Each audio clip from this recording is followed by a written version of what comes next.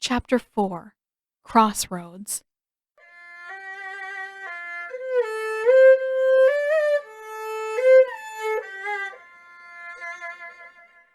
Sometimes Zuko wonders what it might be like to not be a firebender, to not feel the sun's energy jolting through his nerves at the first light of dawn, to be able to keep his eyes shut and sleep through part of the morning.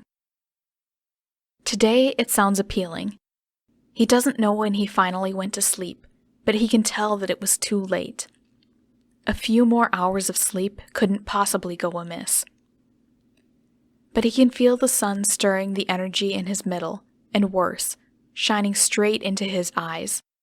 Since the door won't stay shut and the earthen floor is spongy and damp except for the lone spot where the sleeping mat lies, there is little he can do about that. Either he can deal with the sun in his eyes, or he can wake up in a slimy puddle the first time it rains. Although, as he lies there, unable to block out the light even with his eyes pressed shut, he begins to wonder if sleeping in a puddle might be preferable to this. He is a firebender after all. He can dry himself off perfectly well, but he can't do anything to block out the sun. He rolls over and tries to cover his head with a blanket, but all that manages to do is trap in the musty scent of the sleeping mat, and he has no choice but to shoot upright before it makes him gag. He regrets it. Even though the mat smells, even though his eyes are grateful for the slight respite that comes from plunging into the shadows when he sits, the rest of his body protests. His arms, his shoulders, his back all ache from the strain of repairing what remained of the well yesterday. His head feels foggy and the side of his face itches from the mat, but he hauls himself upright and staggers to where his trunk rests against the opposite wall. At least it's dim there. Even if he can't sleep, he can enjoy a bit of darkness until the rest of the village wakes. He half tumbles to the ground and digs through the trunk until he finds a few pieces of dried fruit and meat. He probably should feel guilty keeping all his food for himself, but for now, he's too tired to care. He did most of the work on the well yesterday. He is the one who was strong enough to dig through the heavy, wet earth for hours, and he deserves to eat after all that effort. Besides, he doesn't have enough food for all of Shusoku. If he keeps his supplies hidden, he can feed himself for a few weeks. He can remain strong enough to function until he finds food for the rest of them. If he allows guilt to take over, if he tries to share his provisions with the rest of them, it will all be gone in a day. It isn't selfishness, it's practicality. If he's going to keep working, he needs to be able to eat. His stomach does an unpleasant little quiver anyway. It doesn't matter, he tells himself as he rests his head against the wall and lets his eyes slide shut. Now that he's succeeded in bringing water back to the village, he can turn his efforts toward finding them food. In a few days' time, if he's lucky, he'll figure something out. Part of him wants to write home to Father. After all, Father did send him here, and Father should probably know how things are progressing in Shusoku. Now that there is progress to speak of, anyway. The well hasn't solved anything, but the people seemed less adverse towards Zuko when the work was through. That has to count for something. But Zuko didn't spend 3 years at sea agonizing over letters that Father never read to think that writing might make a difference now. Even if Zuko sends a letter, Father will never see it. At best, Azula might run across it when she rifles through Father's correspondence, but Zuko knows better than to expect help from her. He knows the price of her assistance, and he has nothing left to barter. No, he has to do this on his own, and he has to get used to the fact that no one outside of Shusoku will ever know the difference. It's better this way. At least if Father and Azula never hear from him again, they can't think any less of him than they do now. He finishes his meal and packs the rest of his food away before he pushes himself to his feet. His legs ache along with everything else, but there's nothing to be done about that. There is still work to be done, and he can't rest any longer. Zuko plods his way down to the well, eyes only half open. It's still quiet. That's the one mercy he can find. Most of the village must still be sleeping. He is midway through raising a pail of water to the surface when Tomoe joins him. Unthinking, he offers the pail to her first, and there is a brief glint in the woman's eyes. Something like approval, he almost thinks, but it's gone too quickly for his sleep-addled mind to decipher. For the moment, silence is reward enough. But the silence only lasts an instant before a cry rips through the morning air, jolting him out of his lethargy. The pail slips out of his hand, splashing its contents across his boots, and then Zuko is sprinting toward the cry. It sounds like a woman, and as he draws nearer to the fading wails, he thinks he recognizes the house. It comes back to him in a flash, the broken slats of wood around the door revealing vague outlines of a hollow-cheeked mother and her motionless child. The empty eyes that stared out at him just after his arrival, forcing him to look away. His blood turns cold. A sick child. No medicine. A crying mother. It doesn't take much thought to stitch it all together. His pace slackens, but not before he is near enough to see the woman half-bowed, cradling her child. The wavering voice cuts straight through to his bones. "My baby!" Zuko stops moving. Fuck. He's a failure. He knows that. He's always known. But not like this. Never like this. He tries to look away, but before his eyes obey, he thinks he sees a flicker of movement from the child.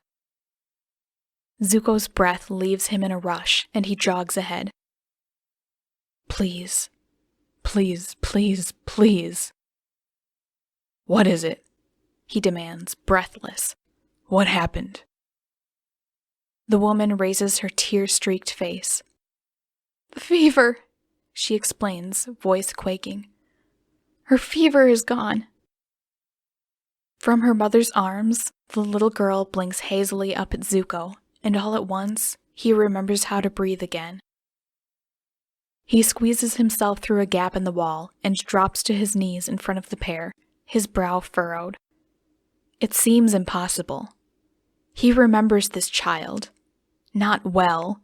He did his best not to let any of the details sink in too deeply yesterday, but he remembers seeing the silhouettes from the street. He remembers seeing the little girl lying pale and motionless, seemingly nearer to death than anything else.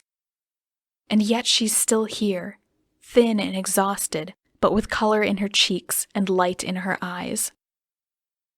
The little girl blinks up at Zuko until her eyes focus, and she gives him a little wave. He clenches his fists until his fingertips dig into his palms. It seems impossible, but he isn't dreaming. From the window, Tomoe speaks soft and low. The spirits smiled on you. It's about time they showed mercy for someone. The mother is still crying tears of relief, and Zuko has no time to react when she deposits the little girl in his arms and rushes to the window to sob on Tomoe's shoulder. Zuko stiffens. The child can't be more than 4 or 5 years old, and she feels like she will break if he dares to move. He doesn't know how to hold a child. This isn't what he's here for, and... A small hand clutches the front of his tunic and tugs until he looks down. I seen a lady last night, the little girl whispers. It seems to be all the sound she can muster. She was pretty. Zuko freezes a moment. What do you mean? The lady. She smelled like leaves. That doesn't make any sense to him. Unless someone visited here last night, the little girl must be talking about a dream. What did the lady look like? He ventures. He can't believe that anyone would have been wandering through Shusoku in the dead of night. He was awake for most of it, and he heard nothing, but it does no harm to be certain. She creases her forehead, eyes sliding shut. Don't know. I was sleeping. Zuko exhales. It must have been a dream. He still can't understand why the little girl seems so much better than yesterday, but there was no mysterious lady. There couldn't be. Are you sure you're feeling better? He asks dryly. That sounds like a pretty strange dream to me. Her little face scrunches up and she shakes her head just a little. A pause follows, and just when Zuko begins to think that she won't continue, she says, My tummy hurts. You're hungry? He guesses. A small nod. That shouldn't come as a relief to him. There is hardly any food left in the village, and if the child doesn't eat, she'll only deteriorate again. Probably within a day or two. Probably long before help returns from Shujing. But there is some food here. Zuko can't feed the entire village, but surely he can spare enough for one small, weak child. He has to do something, or he'll carry the guilt for the rest of his life. If I could find you some food, will you promise not to tell anyone for a little while? He can spare enough for the little girl, but anything more will drain his provisions too quickly. Her eyes don't open, and he can't be sure whether she's heard or understood a single word. But then pale, skinny fingers wrap tight around his thumb. Promise. Zuko's breath catches, and he shoots a glance toward the window. Tomoe is still comforting the little girl's mother, and neither of them seem to even notice Zuko still crouched in the middle of the room. They shouldn't notice if he sneaks out for some food. Carefully, he lowers the little girl back onto the sleeping mat and pulls a ratty old blanket up to her shoulders.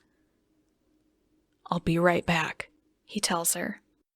And as he stands and backs toward the door, he thinks he can feel the little girl watching him. It feels strange. In a way, it reminds him of that town in the Earth Kingdom, of that little boy who borrowed his swords in the middle of the night. Why do children have such a talent for getting into his head, for making him softer, weaker than he already is?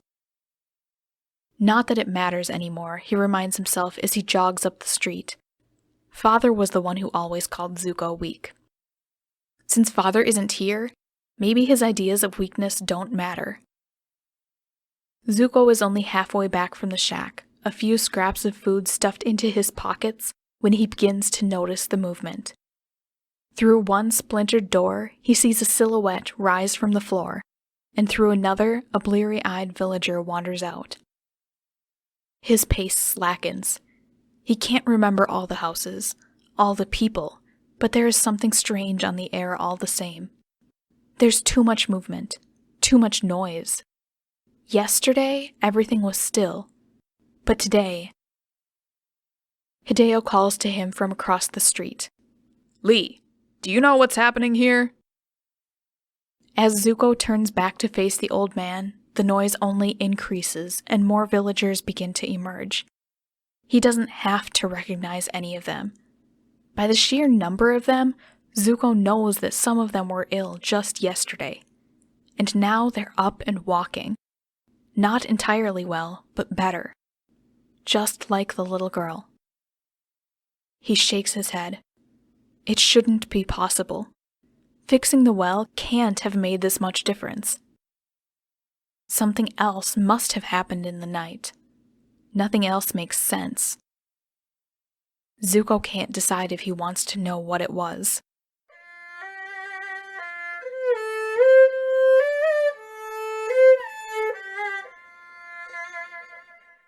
Katara finds herself staring at the lone, illuminated house again. Through the gaps around the door, a pale light flickers, making small shifts along with the house's inhabitant. Just like last night. She hovers in indecision. Last night, she promised herself that she would check on that one, just to be certain that whoever is in there is okay. Just to be certain that the light isn't a silent plea for help. But last night, she'd expected that the light would be gone when she returned, that it would be safe to approach and peer into the dark. Instead, it glows as bright as before, painting the street with faint stripes of orange light. She ought to check anyway, but she doesn't quite dare to step into the light. What if she's seen? She can't risk the good she can do the rest of the village for the sake of this one house. Still, she lingers a while, watching the soft light stretching outward through the gaps where the door refuses to close. It could be a good sign, she tries to tell herself. If the light is still there, it must mean that the person inside is strong enough to keep it lit. She tries not to think about the possibility that there is more than one person in there, that only one of several can manage to keep a flame burning. The fact that someone is keeping the house illuminated has to be enough for now. She'll circle back around when she's through with the rest of the village, she promises herself. If the light is gone, then she'll see who is inside. Katara summons a mist to swirl around her as she makes her way toward the center of town, the moonlight just a fraction brighter than last night. And with its aid, her careful, gliding gait comes a little smoother. At the first few houses she visits, all is as she expects. The villagers all sleep, a little softer, a little easier than last night. She tends to wounds where she must, and reins in fevers where they have reappeared, but most of the people are as well as can be expected. Better, in some cases. Better than she has any reason to believe possible. But it isn't until she's partway down the street that she begins to see the real changes. At first, it seems inconsequential. A tarp thrown up over a broken roof on one house, a door refastened to its frame with makeshift hinges of rope on the next. Small changes, but as she moves further through the village, they become unmistakable. It's like the well all over again, that one brilliant flash of hope in the middle of all the destruction. Though the repairs to the houses are smaller, each unremarkable on its own, the sheer number staggers her. Just like last night, it strikes her as a monumental project for a village with so many of its people sick and starving. As she crouches over a pair of young boys, drawing the remaining infection from one of their wounded feet, she tries to imagine which of them could have possibly scrambled up onto the roof to place the tarp that is keeping them sheltered. Neither, she decides. The child she is tending to likely hasn't walked in days, and the other is too small and scrawny to have pulled the tarp into place on his own. He must have had help. That, she realizes as she moves on to the next house, is the pattern. The well was too large a project for the village to undertake with its people in such a state. Even if they all banded together to repair the well, and Katara isn't certain they could have finished the work in the state they'd been in yesterday, it would be a useless endeavor if there was no reason to believe that they would survive. The same is true for the new repairs. They wouldn't be doing this much work if they'd given up. And since they couldn't have come this far alone, there has to be someone else who refuses to give up on them. Katara squeezes through an opening in a broken wall, and the cloth draped over the hole trails behind her like a shadow as she creeps toward the sleeping mother and child. This child in particular stands out in her memory, and when Katara crouches by the little girl's side, she is relieved to find that the fever she spent so long battling last night hasn't returned. But there's something else too. Something else different, something else better. Until she brings her hand to the child's forehead, encased in healing water, it is too dark to see. But then, by the glow of the water, she makes out the rough outline of a small cloth bundle lying by the little girl's head. Frowning, Katara nudges it open. Food. Not much of it, but the few scraps of dried meat and fruit will likely feed the girl for another day or two. Katara pulls her hand away and leans back on her heels, staring into the darkness. The village didn't have food when she first visited. Or not much. Not enough. And, at a guess, nothing that looks so much like the dried travel provisions that Katara and her friends have been living on for months. A meager store of grain would make more sense. Frowning, she checks the little girl and her mother over one more time before she makes her way out again and pauses a moment to stare toward the well. There is someone else here. There has to be. Some outsider here to help the village. Someone who has the strength and the resolve to do things that the villagers cannot. Things like the well. Things like patching up the houses to keep the people sheltered until more permanent repairs can begin. Things like sharing their provisions with a tiny, sick little girl. Is that the difference she's been noticing all night? Is that why the people seem just a fraction stronger than they would otherwise? Because someone was kind enough to share their own provisions with the recovering villagers? She remembers the light in the shack at the edge of the village, and things begin to snap into place. That must be where the mysterious helper is staying. The light isn't a beacon calling out for help. It's a sign that someone else is helping. Katara finds herself starting to smile. She almost wants to go back, to greet whoever it is, and thank them for taking a part in bringing the village back to life. But she doesn't quite dare to. She is an outsider here, and she can't ask another outsider to keep her secret. But she can find a way to express her gratitude. Silently, with mist swirling around her, she turns for the distant river. If the other helper has been sharing their provisions, then the village needs more food before their visitor runs out. Fortunately, so long as there is a river nearby, Katara can gather a lot of food in very little time.